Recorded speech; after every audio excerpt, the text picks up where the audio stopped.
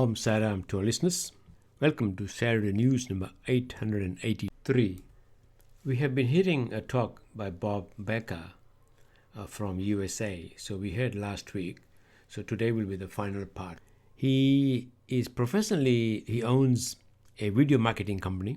He produces videos, conferences, annual reports, and websites for many non-profit organizations. He has been a site devotee for over 30 years. His first center was in Pound Ridge in New York, USA. Over the past 8 years, he has recorded and produced a number of Sai children's music CDs and have performed with groups for Swami in Puttapati. He has also produced a video for Swami's mobile medical hospital, which some of you might have seen it. For the last 10 years, he has led the Unison English singing sessions for the North Atlantic site retreats in May and in October.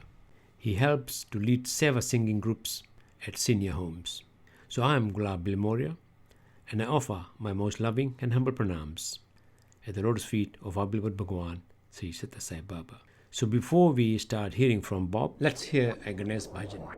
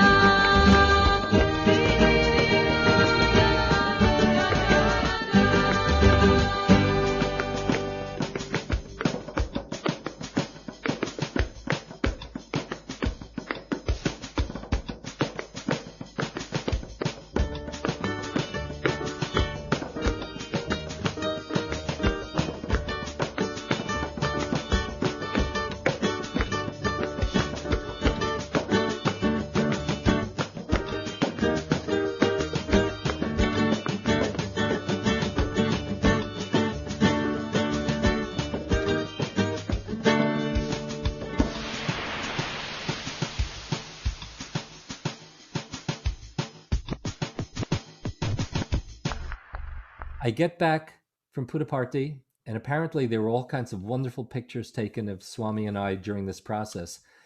And I get a call the second day I'm back, and it's a woman devotee from Niagara Falls. And she says, look, I'm making basmati rice. I don't have time to go over this with you, so I'm just going to tell you what I received. She goes, that's not your ring. And I went, oh. She goes, do you understand? I said, well, it was a very feminine ring. She goes, it's your wife's ring, Bob. It's your wife's ring. What are you going to do about it? And I went, wow. And then in that moment, a seed is planted. And when she hangs up the phone, I remember Swami saying, "Men, hold on to the hem of your wife's sari. She will lead you to God."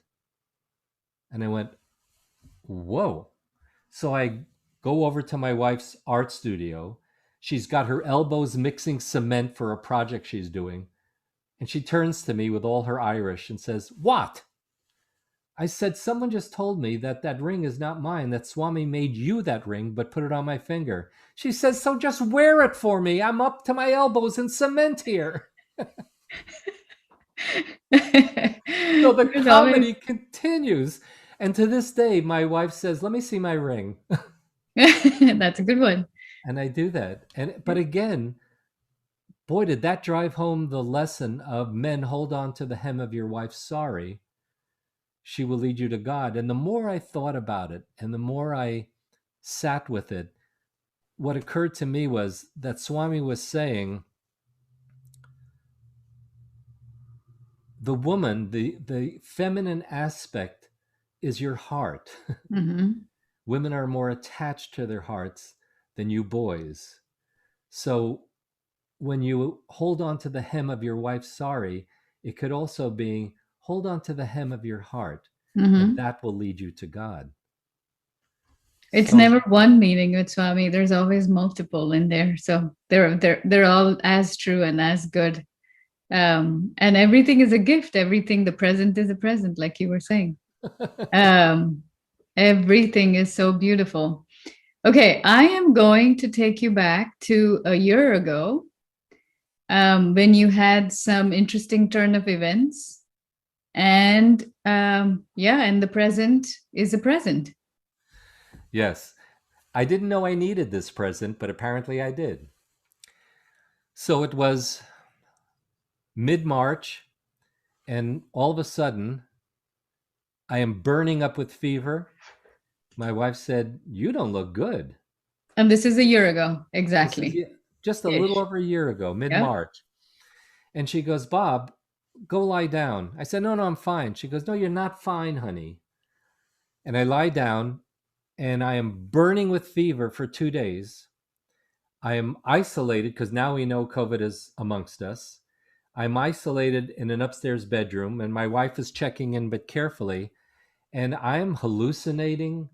Um, I'm going through all kinds of bizarre uh, tantrums and angers and sorrows, just madness, falling. And then it determined, I call my primary doctor, and he said, "You may have COVID."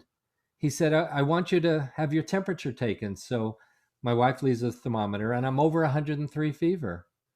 And my primary doctor says, "How can you not know you have 103 plus fever?" I said, "Well, you got to know who you're talking to here." So for the next week, I can't eat a thing. I'm breathing fine. Um, and I'm just starting to come to the surface. And I moved right over here across from the house into my studio, which is also an office, but there's also like a fold out couch. And I'm here for the following 4.5 weeks. So a total of a little over 5 weeks, I'm self isolated. And all kinds of things are happening internally. Um, I'm waking up 2, 3, 4 times a night. I'm not eating. I'm trying to drink. And about halfway through the recovery, I wake up. And as I mentioned before, it's not like I sit down to be creative. I mean, I used to think I was. Swami just sends me music and lyrics in real time. I don't know how else to put it. So I wake up at 2 or 3 in the morning and I'm thinking, oh boy, I'm haunted by the past, things that I have regrets for. I'm really worried about the future because I can't do business now. There's no income. So I'm haunted by the past and I'm terrified by the future. And all of a sudden, when you are quiet enough in the silence speaks to you. And I hear it saying, The present is your present. If you're in the past, if you're worried about the future, they don't exist. And now you've lost the only thing you can have, which is the moment. So be in the moment. And these lyrics come up, and I'll share the song. Mhm. And I have to say, I am just amazed because, I'm being a vehicle. Um, what I like to think that was shared with me one time, you probably have heard this. Um, it says, be like the hollow reed that the divine can breathe through. Mhm. It's So beautiful. apparently, being empty ain't so bad sometimes. So this song comes through, and it's like 2 or 3 in the morning. I'm coming out of COVID, but the theme is the present is the present. So be present to it. And then, as I started to think about that over time, as things started to unfold, I realized that Swami always says that, all the time, be here now, be in this moment. So may I share the song with you? Yes, please. We would love to hear it. And I lost my voice for a month, so I couldn't even record it, but it stayed with me, and Mhm. I'm always amazed. Maybe you don't need a voice to sing, Bob.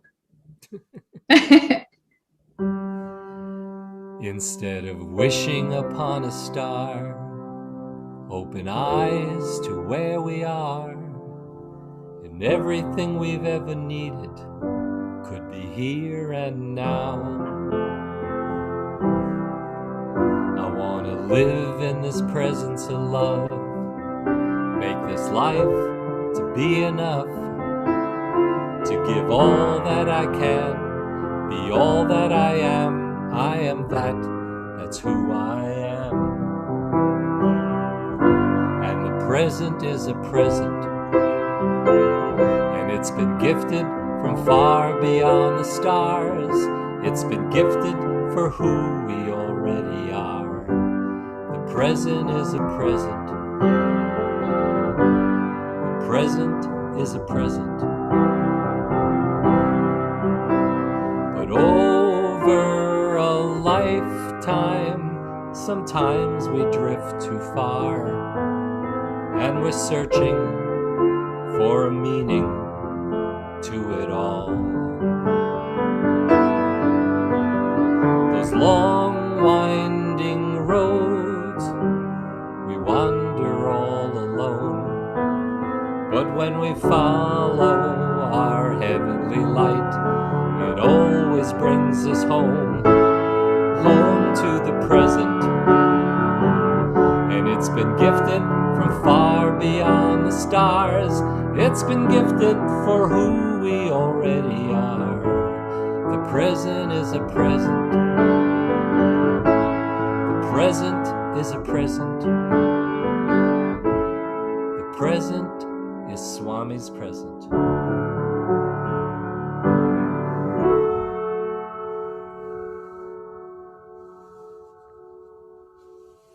That's great. So great. I think Swami always says the past is past, future is unknown. All you have is this moment. So apparently, I got that out of COVID, but also I have to share again.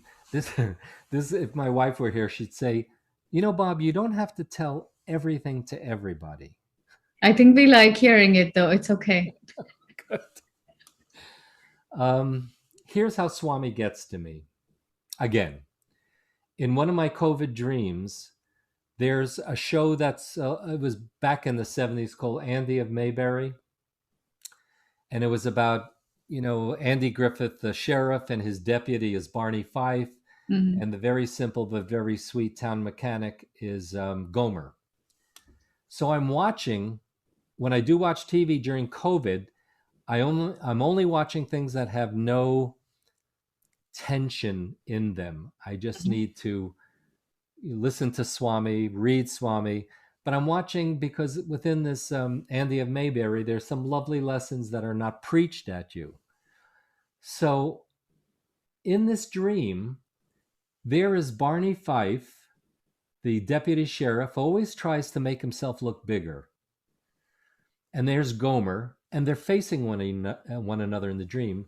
And Gomer says to Barney Fife, the deputy, Barney, I know you mean well, and I know you want to help people, but sometimes I wonder how much of is it to make your ego swell so you look bigger?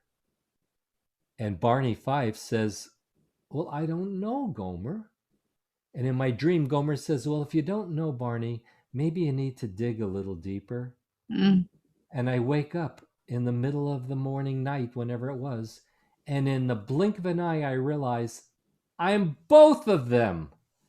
I'm talking to myself. I'm questioning my authenticity. And I start laughing again. And I'm going, this is how the divine gets my attention with comic book kind of things. Mm-hmm. So I spent the next week thinking about how much ego is involved with what I do. What measure is it to feel puffed up, and how much of it is it just pure seva? And I spent the whole week examining that, and then towards the very end of it, I called up our CEO of our hospital network. We have a 7-hospital network, and I would work out every morning with him very early at the Y, and we're friends. He's a wonderful guy. He's a neurologist aside from the president and CEO. And I sent him an email and I said, John, coming out of COVID, I'm realizing there's an opportunity for us to, I would like you to engage me to video interview all our frontline providers about their COVID experience. What was it like touching the patient experience, the family experience? Were there any breaking points for you? What did you do for self-care? What did you do for resilience? All Mm-hmm. of these kind of things. And he said, yes, let's do it. So I started interviewing. This was about 4 months ago, throughout our 7-hospital network. And it was anyone from, like, housekeeping is called environmental workers. Okay. So it's anyone who touched the patient experience. We wanted to know their story. And the point of all of this was to share all of these 1 to 2 minute videos to help normalize what everyone was feeling, to know that they're not alone, that we all were really, especially frontline providers, were really stretched and brought to breaking points and went to higher levels of service they didn't even know they had in them.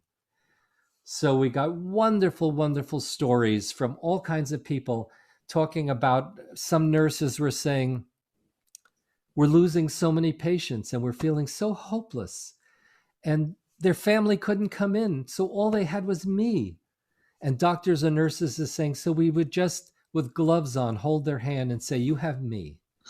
You have me. It's okay. I will be with you till the end. Oh my God. So in hearing all of these stories, and Swami has blessed me with this seva to acknowledge, honor, and help add a healing element to what we went through. And we started, when all these videos were done, we released one a day Mm-hmm. for throughout the entire month. And then another project came from that along the same lines. So that came from COVID. So many incredible things came from this unasked for, unanticipated present. Mm-hmm. Mm-hmm. And it was absolutely just incredible. I to continue to, now, I probably never would have even thought of doing this work had it not been for COVID.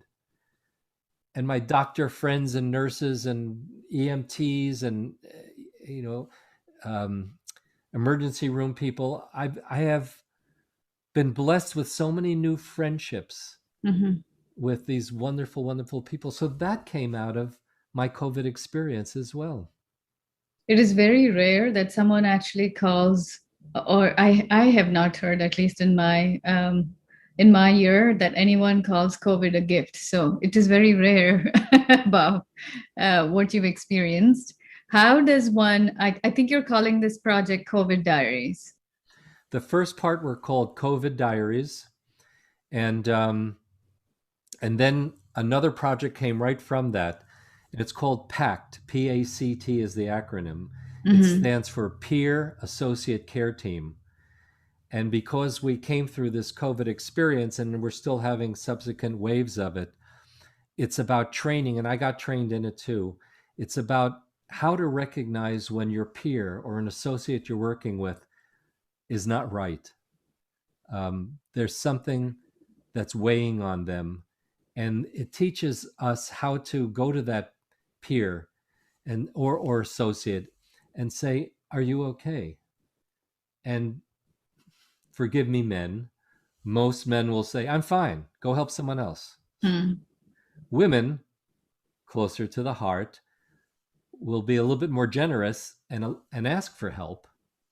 So this PAC project that I'm doing now is more of these same videos and expressing people who asked for help, received it, and realized now I want to give help. But it is so, That's so cool. the essence of it all, I'll just share this. When I got my PAC training, I left my studio and walked right over to the house, and my wife said, "How'd it go?" I said, "It was just fabulous." She said, "What'd you learn?" I said, "The whole underpinning of all of this is shut up, listen, and don't try to fix. Just listen." And my wife says, "Let's see how that works around the house, Bob." How do people see these videos?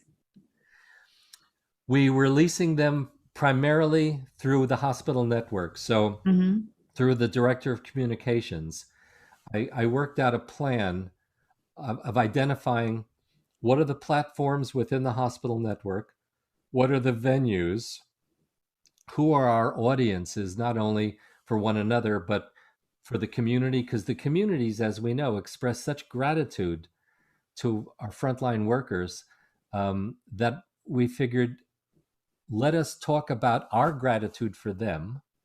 So it's on their intranet, on their internal program. I've made email signature links. So every email that goes out through, whether it's a staff meeting or a weekly meeting, we just embed a little link, and we just say to folks, like for instance, people will say, "I don't have time."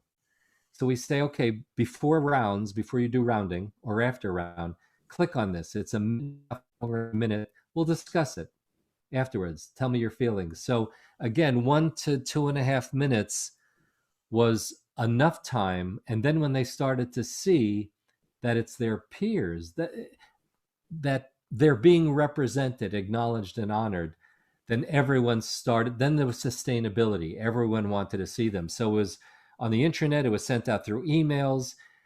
It's used for recruiting now. It's used for medical students, interns, residents, and some of the other folks that was hard to get through to. So it was it's continuing to go throughout the network. And I'll just stop by saying this, that one of the key things in the medical community, if you're in a medical hospital or an organization, a medical organization, you are judged by patient outcomes, not only the clinical aspect of that, but an emotional satisfaction that you were heard, you were listened to, and you were potentially involved in the decision making instead of it being made for you. So that became part of an educational tool, because they said, especially in the ICU or the emergency department, we learned a little bit more about each other. We learned a little bit more about our strengths, our resiliency, our levels of gratitude and presence. Very nice. Yeah. I feel like we should have you play one more song, and that would be a good way for us to end it. Swami sent this song about 4 years ago, And this is, I was always wanting to have a vehicle to help my Western friends understand where I'm coming from and what I've Mhm. learned from Swami. So it's called Jai Sai Ram Om Tat Sat.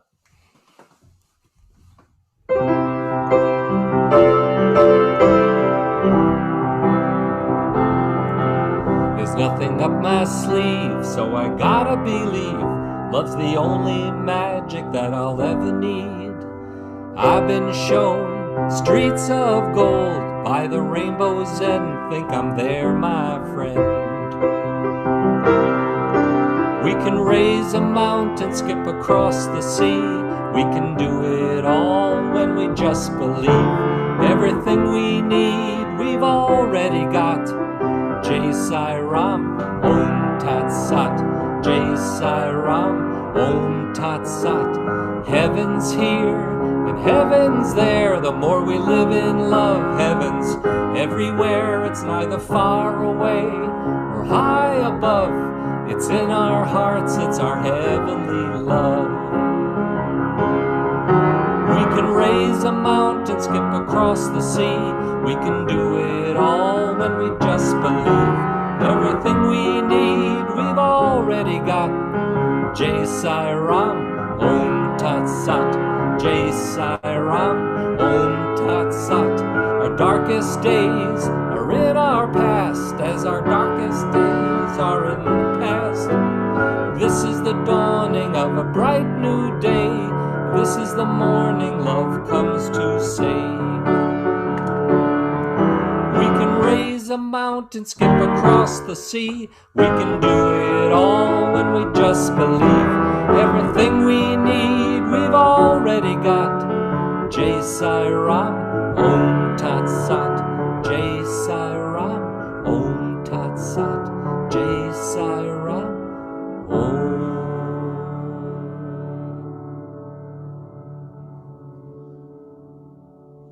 Bob, that was wonderful. What a beautiful voice and such joyful meaning. Jiva Uncle, if you're listening, can we have Bob be our first speaker for the next in-person retreat here in Region 8? This was so much fun and loaded with some great messages.